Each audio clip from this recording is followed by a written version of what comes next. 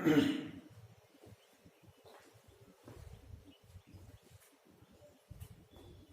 Student, last video में हमने अध्ययन किया था एंडोस्पर्म का, और आज हम इस वीडियो में अध्ययन करते हैं डेवलपमेंट ऑफ एम्ब्रियो या एम्ब्रियोजेनेसिस। इसका अर्थ है भ्रूण परिवर्धन। तो सबसे पहले हम आपको बताते हैं कि भ्रूण परिवर्धन की जो प्रक्रिया है, इसका सबसे पहले अध्ययन एक वैज्ञानिक, जिसका नाम हम आपको बताते हैं हेंसटीन वैज्ञानिक ने कैप्सुला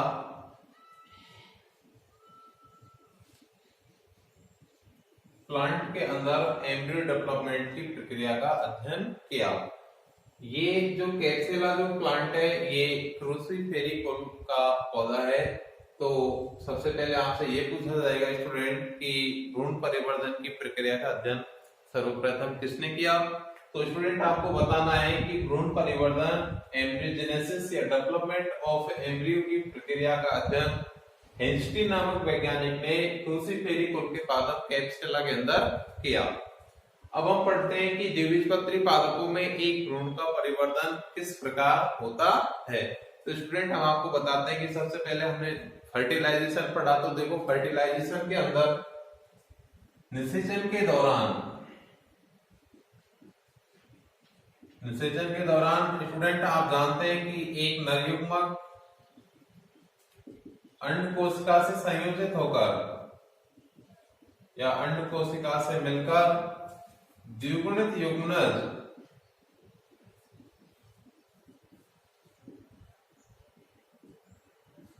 युग्मनज का निर्माण करता है।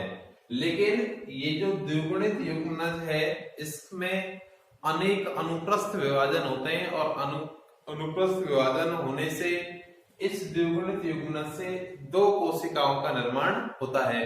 हम यह जानने का प्रयास करेंगे कि जब द्विगुणित युग्मनज में अनेक अनुप्रस्थ विभाजन होते हैं तो वे कौन सी कोशिकाएं हैं जिनका निर्माण होता है। तो सबसे पहले वो कोशिका आती है स्टूडेंट अपने आधारी कोशिका। नंबर फर्स्ट, आधारी कोशिका, जिसे हम कहते हैं वेसल सेल। और नंबर 2 पे आता है अपना अग्रस्थ कोशिका, जिसे कहते हैं स्टूडेंट हम एपिकल सेल। देखिए, ये जो आधारी कोशिका होती है, ये बीजांड द्वार छोर की ओर स्थित होती है, और जो अग्रस्थ कोशिका होती है, ये निभाग छोर की ओर स्थित होती है। लेकिन हम सबसे पहले आधारी कोशिका में हुए विभाजनों पर बात करते हैं, उसके बाद में हम अग्रस्थ कोशिका में हुए विभाजनों पर चर्चा करते हैं। तो सबसे पहले हम पढ़ते हैं आधारी कोशिका के लिए। आधारी कोशिका, देखिए, इस कोशिका में अनेक अनुप्रस्थ विभाजन होने से 6 से 10 कोशिकीय संरचना का निर्माण होता है। उस संरचना को हम निलंबक कहते हैं।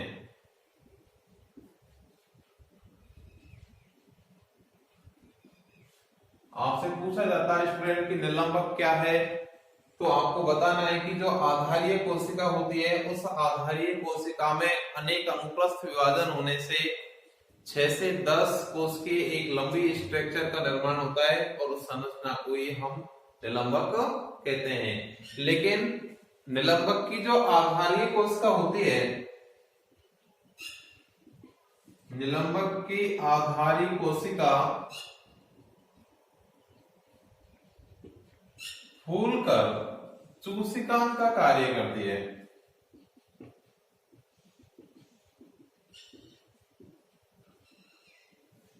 लेकिन इसकी जो अंतिम कोशिका होती है,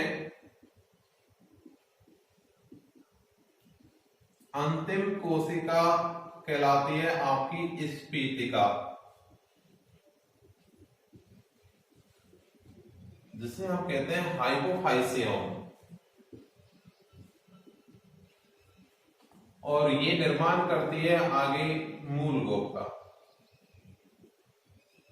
तो स्टूडेंट आपसे ये जो डेवलपमेंट ऑफ एम्ब्रियो की जो प्रक्रिया है ये एक महत्वपूर्ण क्वेश्चन के रूप में पूछी जा सकती है, या इस प्रक्रिया से कोई छोटा क्वेश्चन भी आपसे पुटअप किया जा सकता है।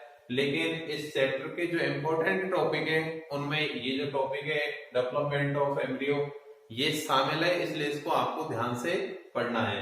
तो अभी हम बात कर रहे थे कि जो अंतिम कोशिका होती है वो उसके हाइपोफाइज से स्फीत कहलाती है और उससे निर्माण होता है मूल गोप का। लेकिन अब हम दूसरी कोशिका के विभाजनों पर चर्चा करते हैं और वो दूसरी कोशिका है अपनी एपिकल सेल्स जिसे कहते हैं हम अग्रस्त कोशिका। तो देखिए अग्रस्त कोशिका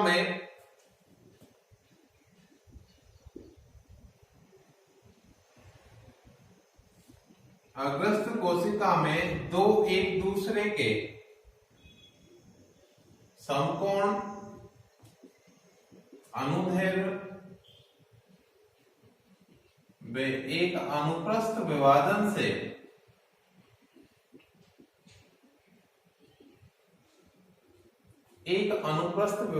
से आठ कोशिकीय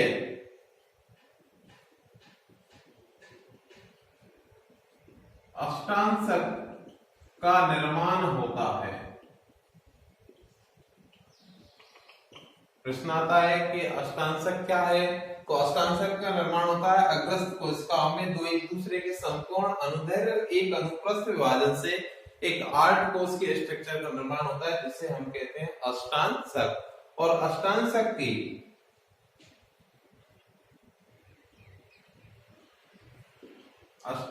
की हाइपोफाइसिस की ओर 4 कोशिकाएं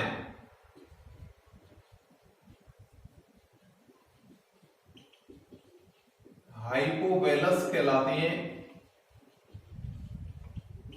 और ये जो हाइपोवेलस सेल्स होती हैं और ये हाइपोवेलस कोशिकाएं जो होती हैं ये मूलांकुर व अधोबीजपत्र का निर्माण करती हैं। लेकिन अष्टांशक के आगे की ओर कोशिकाएं अष्टांशक के आगे की ओर 4 कोशिकाएं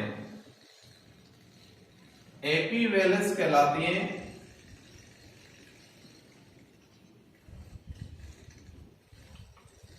और ये जो एपीवेलस सेल्स होती हैं ये स्टूडेंट प्रांकुर वे बीज पत्र का निर्माण करती हैं। लेकिन हम आपको बता देते हैं कि जैसे ही भ्रूण वृद्धि करता है तो इस भ्रूण की आकृति जो होती है वो हृदयाकार हो जाती है। तो भ्रूण वृद्धि के समय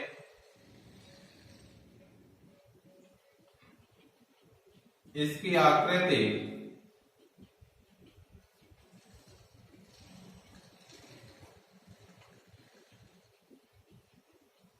हृदयाकार हो जाती है और जिससे 2 पालियां बनती हैं और दोनों पालियों से आगे 2 बीज पत्रों का निर्माण होता है।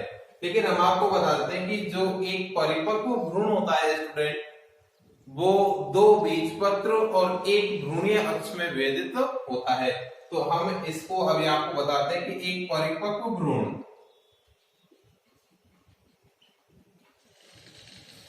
2 बीज पत्र व एक भ्रूणीय अक्ष में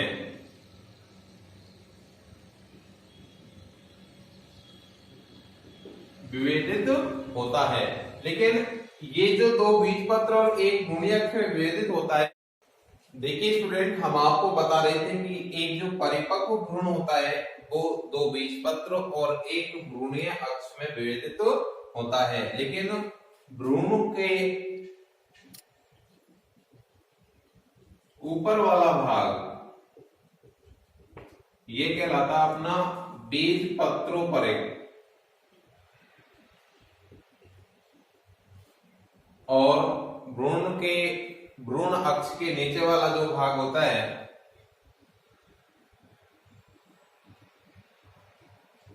ये कहलाता है स्टूडेंट अपना बीज पत्राधार।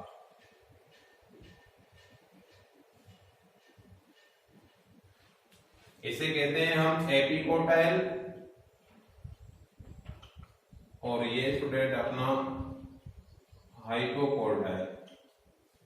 लेकिन हम आपको बता देते हैं कि जो बीज पत्रों पर एक होता है, इसके सीड्स पर प्रांकुर होता है, और प्रांकुर से प्रेरोतंत्र और मूलांकुर से मूल तंत्र विकसित होता है। लेकिन हम आपको बता देते हैं कि जो बीज पत्र होते हैं इनमें भोजन संचित होता है, जो इनके अंकुरण के समय जो नवोद्भिद होता है उसके स्थापना के लिए या उसको स्थापित होने के लिए ये भोजन अति आवश्यक होता है। तो देखिए भ्रूण के परिवर्तन को हम स्टूडेंट हमने आपको बताया, लेकिन अब हम भ्रूण के परिवर्तन को एक डायग्राम और चित्र के माध्यम से समझते हैं कि इनमें कैसे विभाजन होते हैं और कैसे कैसे कोशिकाएं बदलती हैं और वो कोशिकाएं कौन कौन से भागों का निर्माण करती हैं।